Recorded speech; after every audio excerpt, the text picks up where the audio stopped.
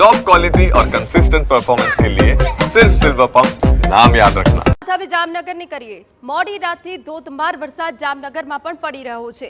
જિલ્લામાં 1.5 ઇંચથી 7.5 ઇંચ વરસાદ નોંધાયો છે। જોડિયામાં 7.5 ઇંચ સુધી વરસાદથી જળબંબાકારની સ્થિતિ જોવા મળી। 7.5 ઇંચ વરસાદથી જોડિયામાં જળબંબાકાર થઈ ગયું। કાલાવડમાં 4.5 ઇંચ વરસાદ પડ્યો। જામજોધપુરમાં પણ 2.5 ઇંચ વરસાદ પડ્યો છે।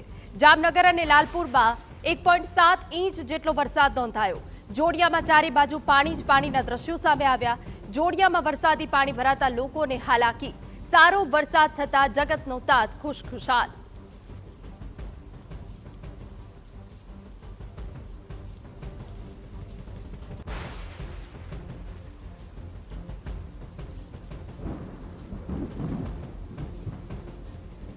તો જિલ્લામાં 1.5 ઇંચથી 7.5 ઇંચનો વરસાદ પડ્યો છે અને જળબંબાકારની સ્થિતિ જોવા મળી રહી છે।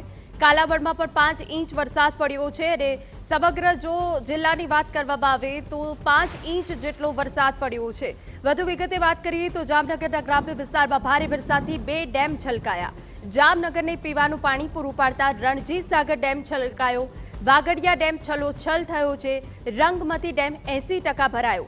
જામનગર શહેરના નીચાણવાળા વિસ્તારોને સચેત કરાયા છે।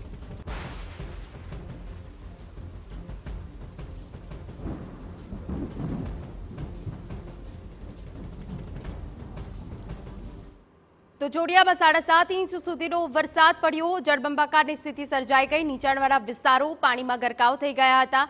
ચારે તરફ માત્ર પાણીના જ દ્રશ્યો સામે આવ્યા, જેના કારણે ધંધા રોજગારે જતા લોકોને હાલાકી પડી હતી। નીચાણવાળા વિસ્તારો પાણીમાં ગરકાવ થવાના કારણે લોકોને ભારે સમસ્યાનો સામનો કરવો પડ્યો હતો।